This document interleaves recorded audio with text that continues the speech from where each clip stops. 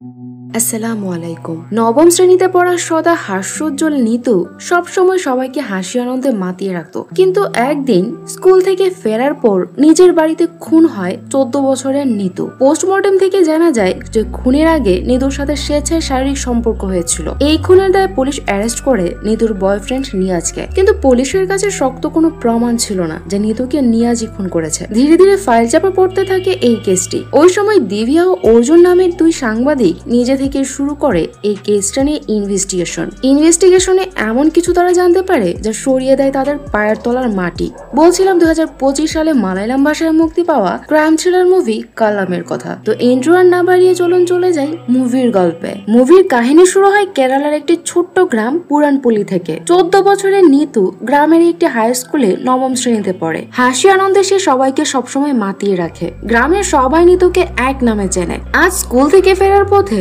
Nitu auto থেকে নেমে এই দোকানে যায় চিপস কেনার জন্য। নিতু দোকানদারকে বলে, আমাকে একটা সবুজ কালারের লেস চিপ দিন তো, আর বাকির খাতায় লিখে রাখুন, মা টাকা দেবে। এই দোকানদারটির নাম ছিল অনিল। অনিল নিতুকে বলে, আরে টাকা নিয়ে তোমার ভাবতে হবে না, তুমি যা লাগে নিয়ে যাও। নিতু তখন নিজের হাতে একটি লেজের প্যাকেট ছিঁড়ে নিয়ে চলে যায়। নিতুর মা বিন্দু একটি শপিং মলে চাকরি করে। আজ তার মেয়ের সাথে মন্দিরে যাবার কথা, এজন্য সে একটু আগে ছুটি নিয়ে বাসায় যাওয়ার জন্য বেরিয়ে পড়ে। পথে তার পরিচিত একজন অটো ড্রাইভারের সাথে দেখা হয়। ড্রাইভারটি বিন্দুকে তার অটোতে উঠতে বললে বিন্দু বলে, আমি বাসে করে যাব। ড্রাইভার বলে, আরে দিদি, আপনি বাসের ভাড়াই আমাকে দিয়েন। বিন্দু অটোতে করে এসে অনিলের দোকানের সামনে নেমে অনিলকে ঘরের জন্য কিছু জিনিসপত্র প্যাক করতে বলে। ওই সময় অনিলের দোকানের পাশে বিন্দুর স্বামী সুরেশের পোস্টার দেখে বিন্দু কিছুক্ষণ সেদিকে তাকিয়ে থাকে। তখন আমরা জানতে পারি যে বিন্দুর স্বামী সুরেশ রাজনীতি করে। বিন্দুকে সুরেশের পোস্টারের দিকে তাকিয়ে থাকতে দেখে অনিল মজা করে বলে, কি দিদি, দাদা কি সারাদিন বাড়িতে দেখেও মন ভরে না নাকি? বিন্দু তখন বলে, মাসে মাসে ওনার লোনের কিস্তি দিতে দিতে আমার জান বেরিয়ে যাচ্ছে, আর উনি পার্টি প্রধান হয়ে বসে আছেন। অনিল বলে, আরে দিদি, আমি মজা করছিলাম, এই নাও তোমার জিনিসপত্র। আর হ্যাঁ, নিতু একটা লেস নিয়েছিল, তা খাতায় উঠিয়ে রেখেছি। এটি শুনে বিন্দু বলে, তোমাকে না কতবার বলেছি নিতুকে এসব ভাবে যাবি ফাস্ট ফুড দেবে না। অনিল বলে, এই তো বয়স খাওয়ার, আমাদের মতো বয়স হয়ে গেলে তো আর খেতে ইচ্ছে করবে না। আচ্ছা শোনো না, তোমার প্রতিবেশী আছে না রোকসানা,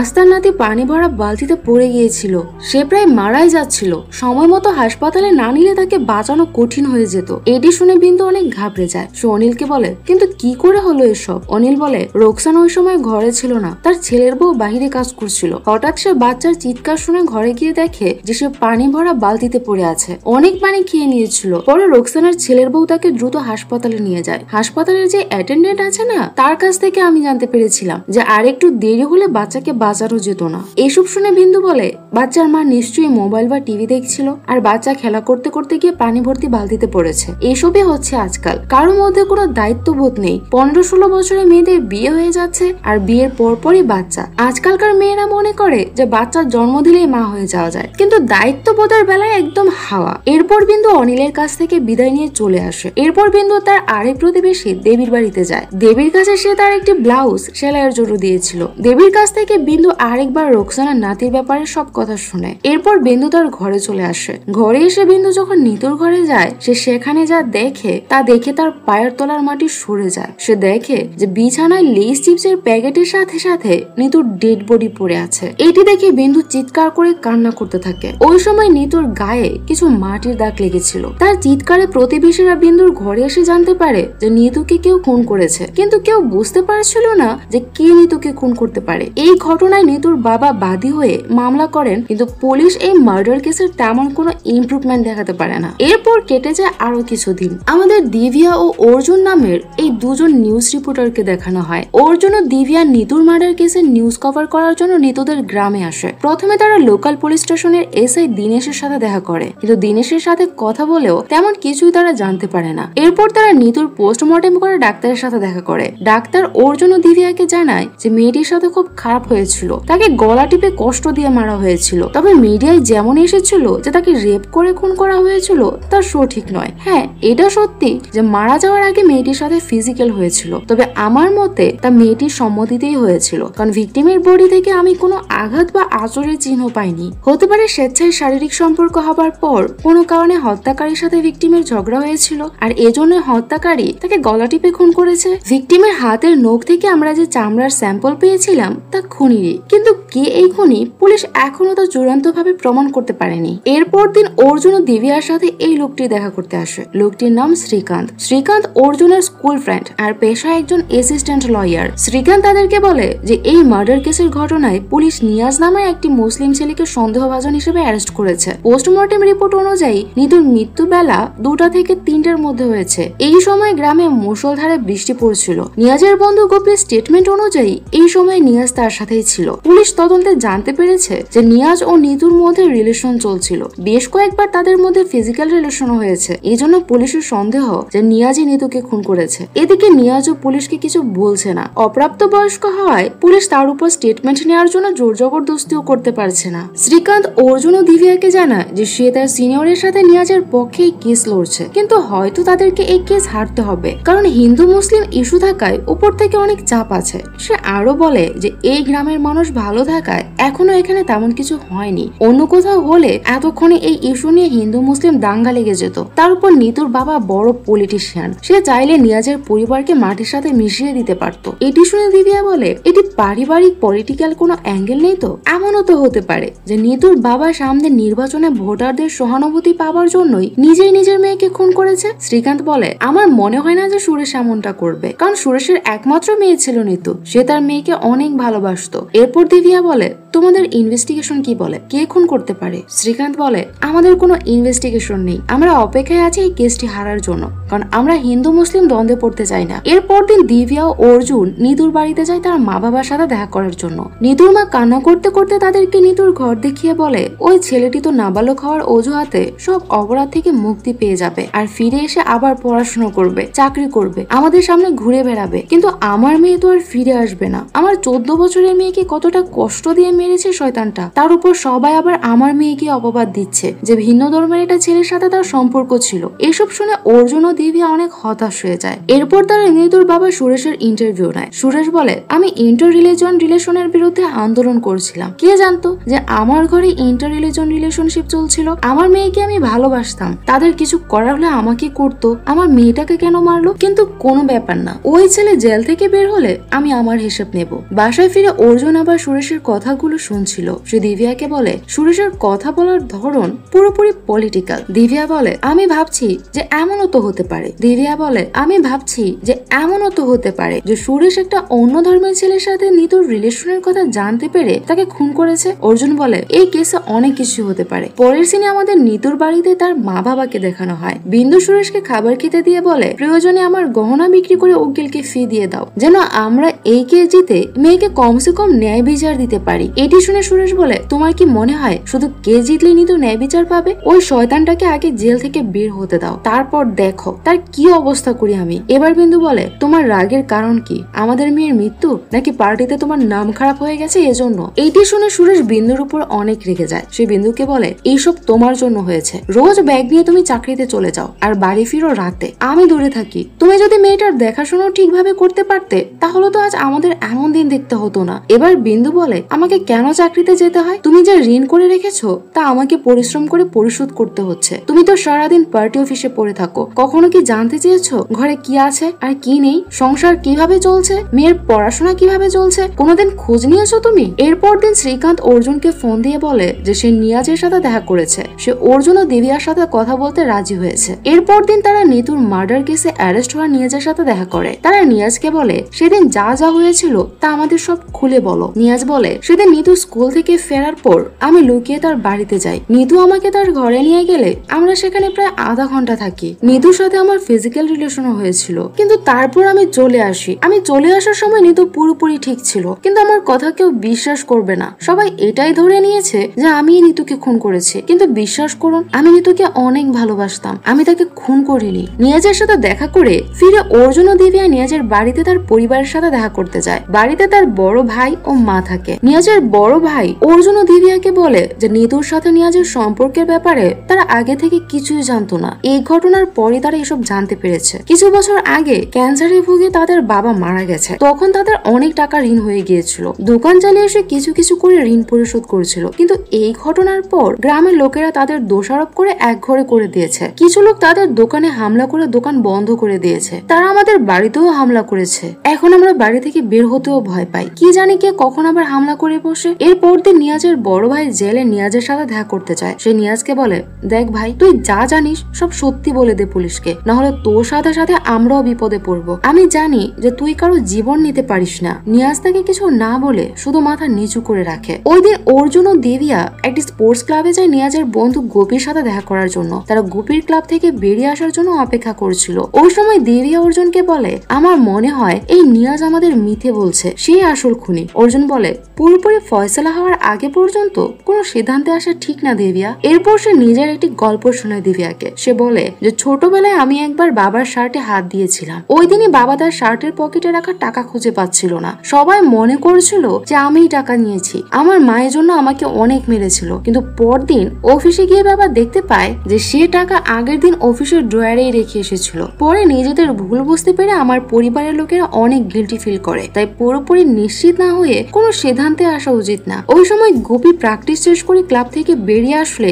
অর্জুন ও দেবিয়া তাকে থামিয়ে বলে যে তার সাথে তাদের কিছু কথা আছে। এরা দুজন সাংবাদিক জানতে পেরে গোপী বলে, বাবা আমাকে নিষেধ করেছে কোনো সাংবাদিকের সাথে কথা বলতে। বাবা জানতে পারলে আমাকে মেরে ফেলবে। অর্জুন বলে, কেউ কিচ্ছু জানতে পারবে না, আমরা শুধু সত্যিটা জানতে চাই। তোমার বন্ধু নিয়াজ জেলে আছে, সে যদি খুনি না হয় তবে বিনা দোষে তাকে ফাঁসিতে ঝুলতে হবে। গোপী বলে, আমি তো সব সত্যি পুলিশকে বলেছিলাম। হ্যাঁ, এটি সত্যি যে সেদিন নিয়াজ নিতুর সাথে দেখা করতে তার বাড়িতে গিয়েছিল, কিন্তু তারপরে আমার সাথে তার মার্কেটে যাবার কথা ছিল। সে ঠিক দুটোই আমার সাথে মার্কেটে যাবার জন্য বাস স্টপে এসেছিল। অর্জুন বলে, তুমি এত নিশ্চিত হয়ে কিভাবে বলছো যে ঠিক দুটাই নিয়াজ এসেছিল? গোপী বলে, ওই সময় আমার মা ফোন দিয়ে দোকান থেকে কিছু জিনিসপত্র নিতে বলেছিল, এজন্য আমি তখন ঘড়ি দেখেছিলাম। আমি নিয়াজকে বাস স্টপে অপেক্ষা করতে বলে দোকান থেকে জিনিসপত্র নিয়ে বাড়িতে যাই, আবার স্কুটিতে করে ফিরে আসি। অর্জুন বলে তোমার বাড়ি যেতে হলে তো আগে নিতুর বাসা পড়ে, সে পথ দিয়ে যাবার সময় তুমি কি সন্দেহজনক কিছু দেখেছিলে? গোপী বলে, তেমন কিছু তো খেয়াল করিনি, তবে পথে আমি শ্রীলেখা আন্টিকে আর জঙ্গল থেকে লুঙ্গি ছাড়তে ছাড়তে অনিল ভাইকে আসতে দেখেছিলাম। গোপী আরো বলে যে আমি প্রথমে এসব কথা পুলিশকে বলেছিলাম, কিন্তু আমাদেরকে হুমকি দেওয়া হয় চুপ থাকার জন্য, কারণ এমন বয়ান দিলে নিয়াজ ছাড়াও পেয়ে যাবে। এরপর দিন সকালে অর্জুন ও দিব্যা শ্রীলেখার সাথে দেখা করে। অর্জুন শ্রীলেখাকে সেদিনের ব্যাপারে জিজ্ঞেস করে, অর্থাৎ নিতুর মার্ডারের দিনের কথা জিজ্ঞেস করে। শ্রীলেখা তখন তাদের জানায় যে সেদিন ওই সময় সে মহিলা সমিতির মিটিং এ যাচ্ছিল। ওই দিন রাতে দিব্যা, অর্জুন ও শ্রীকান্ত একসাথে বসে এই কেসটি নিয়ে আলোচনা করছিল। অর্জুন বলে, এখন পর্যন্ত নিয়াজকে ছাড়া আমার দৃষ্টিতে সন্দেহভাজন তিনজন। এক সুরেশ, অর্থাৎ নিতুর বাবা, মেয়ে ভিনজাতের ছেলের সাথে প্রেম করছে, এটি জানতে পেরে সে হয়তো নিজের মেয়েকে খুন করেছে, হয়তো এটি অনার কিলিং এর মামলা। দ্বিতীয়ত শ্রীলেখা, সে বেলা 2:30টায় মহিলা সমিতির অফিসে আসে, কিন্তু গোপী তাকে ঠিক 2টায় রাস্তায় দেখেছিল। তার বাসা থেকে মহিলা সমিতির অফিস 10 মিনিটের দূরত্ব, তাহলে তার আধা ঘন্টা কেন লাগলো? আর তৃতীয়ত অনিল, সে ওই সময় জঙ্গলে কি করছিল? এই অনিলের সাথে আমরা এখনো কথা বলিনি, আগামীকাল আমরা তার সাথে দেখা করব। আর হ্যাঁ, এই গোপীকেও সন্দেহের বাইরে রাখা যাবে না। পরদিন সকালে তারা অনিলের সাথে দেখা করে যে সে সেদিন ওই সময় জঙ্গলে কি করছিল। অনিল তাকে জানায় যে তার সুগার অনেক বেশি, এজন্য কতক্ষণ পরপর তাকে টয়লেটে যেতে হয়। সেদিনও সে হিসু করার জন্য জঙ্গলে গিয়েছিল। তারা সেখান থেকে নিতুর বাড়িতে আসার সময় নিতুদের বাড়ি থেকে সামান্য দূরে তারা একটি পাগলকে দেখতে পায়।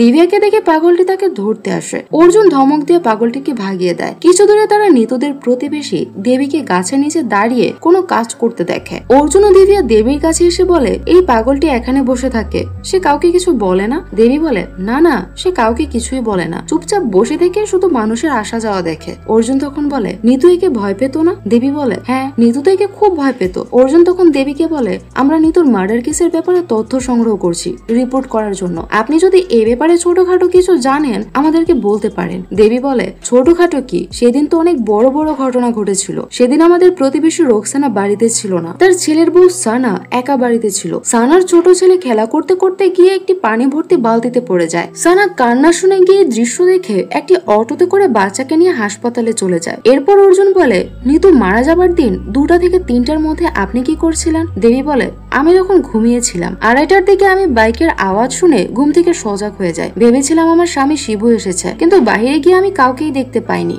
এর কিছুক্ষণ পর আমি বিন্দুর চিৎকার শুনে তার বাড়িতে গিয়ে দেখি যে নিতু খুন হয়ে গিয়েছে। রাতে শিবু বাসায় ফেলে আমি তাকে জিজ্ঞেস করেছিলাম যে সে 2:30টার দিকে বাসায় এসেছিল কিনা, কিন্তু শিবু তাকে জানিয়েছিল যে সে আসেনি, রাস্তার পাশে বাড়ি, হয়তো রাস্তা দিয়ে কেউ যাচ্ছিল। এবার অর্জুন ও দিব্যার দেবীর স্বামী শিবুকে সন্দেহ হয়। শিবু একটি গ্যারেজে মেকানিকের কাজ করত। তারা শিবুর সাথে দেখা করার জন্য তার গ্যারেজে যায়। ওই দিনের ব্যাপারে জিজ্ঞেস করলে শিবু তাদের জানায় যে নিতু মার্ডার হবার দিন 12টা থেকে 4টা পর্যন্ত সে পাশের গ্রামে একজন কাস্টমারের গাড়ি ঠিক করতে গিয়েছিল। সে ওই দিন গ্রামেই ছিল না, বাড়ি যাবে তো দূরের কথা। অর্জুন ও দিব্যা শিবুকে আরো কিছু প্রশ্ন করতে গেলে শিবু তাদের উপর রেগে যায়। সে তাদেরকে তার গ্যারেজ থেকে বের করে দেয়। এই শিবুর ব্যাপারে খোঁজ নিয়ে অর্জুন ও দিব্যা জানতে পারে যে সুরেশ ও শিবুর মধ্যে দ্বন্দ্ব ছিল পার্টি নিয়ে। কেননা শিবু নিজেই গ্রামের পার্টি হেড হবার জন্য নমিনেশন জমা দিয়েছিল, কিন্তু তাকে হারিয়ে পার্টি হেড হয়ে যায় সুরেশ। এই জন্য শিবু সুরেশকে হিংসা করত। হয়তো শিবু সুরেশের উপর বদলা নিতে সুরেশের মেয়েকে খুন করে দিয়েছে। এরপর অর্জুন ও দিব্যা আবার শ্রীলেখার বাড়িতে যায়। শ্রীলেখা তাদেরকে বলে, আপনারা বারবার আমাকে এসব প্রশ্ন করছেন কেন বলুন তো? আপনারা কি আমাকেই সন্দেহ করছেন নিতুর খুনের জন্য? আমি সেদিন সত্যি মহিলা সমিতির বৈঠকে গিয়েছিলাম। বিশ্বাস না হয় উর্মিলাকে জিজ্ঞেস করুন। আমি যাবার 5 মিনিট পর উর্মিলা সেখানে গিয়েছিল। সে আমাকে সেখানে বসে থাকতে দেখেছিল। দিব্যা বলে, উর্মিলাকে? শ্রীলেখা বলে, উর্মিলা এই মহল্লাতেই থাকে। অর্জুন ও দিব্যা উর্মিলার সাথে দেখা করতে গেলে সে জানায় যে সেদিন তার মহিলা সমিতির অফিসে পৌঁছানোর আগেই শ্রীলেখা পৌঁছে গিয়েছিল। সে বাড়ি থেকে বের হওয়া মাত্রই মুষলধারে বৃষ্টি শুরু হয়। সে যখন ছাতা নিয়ে মহিলা সমিতির অফিসে যাচ্ছিল, বৃষ্টিতে সে রোকসানাকে কোথাও যেতে দেখেছিল।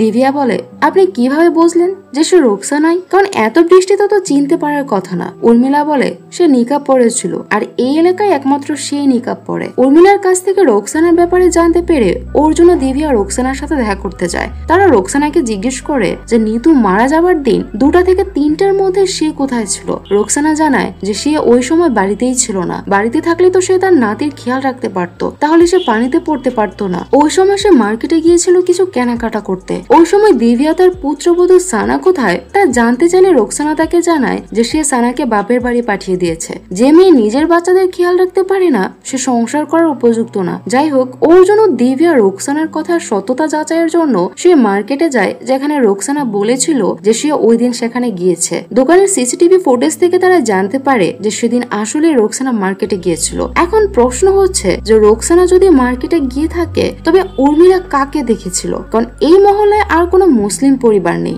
অর্জুন ও দিব্যা এরপর সানার সাথে দেখা করতে যায়। সানা সেদিন কি হয়েছিল তার সব বলে। সে কিভাবে একা হাতে 2টা বাচ্চা, স্বামী, সংসার সব সামলাচ্ছে সেই কষ্টের কথা তাদেরকে বলে। সে বলে যে এসব করে সংসারে আমার কোনো মূল্য নেই, কোনো খারাপ কিছু ঘটলে সব দোষ আমার উপরেই পড়ে। অর্জুন সানার ইন্টারভিউ রেকর্ড করে সোশ্যাল মিডিয়ায় পোস্ট করে দেয়। সবাই এটি দেখে অনেক কষ্ট পায়। রোকসানা ও সানার স্বামী এটি দেখে তাদের ভুল বুঝতে পেরে সানাকে বাড়িতে ফিরে আনে। এরপর দিন এই এলাকার আরেকটি ঘটনা ঘটে। দেবী অর্থাৎ শিবুর স্ত্রী আত্মহত্যা করে মারা যায়। অর্জুন ও দিব্যা বুঝতে পারছিল না যে কি ঘটছে এসব। কিছুদিন আগেও তো দেবীর সাথে কথা বলে এসেছে তারা, একটু আজ করতে পারেনি যে দেবী আত্মহত্যা করতে পারে। পরদিন দিব্যার কাছে পোস্ট অফিস থেকে একটি চিঠি আসে, আর এই চিঠি পোস্ট করেছিল দেবী। আর এখানে রিভিল হয় মুভির আসল টুইস্ট, অর্থাৎ নিতুর খুনের রহস্য। চিঠিতে দেবী লিখেছিল যে বিয়ের 10 বছর পার হয়ে গেল দেবী মা হতে পারছিল না। এই জন্য প্রতিবেশীরা যারাই তার বাড়িতে আসতো তারাই তাকে নিয়ে নানান কটু কথা বলতো।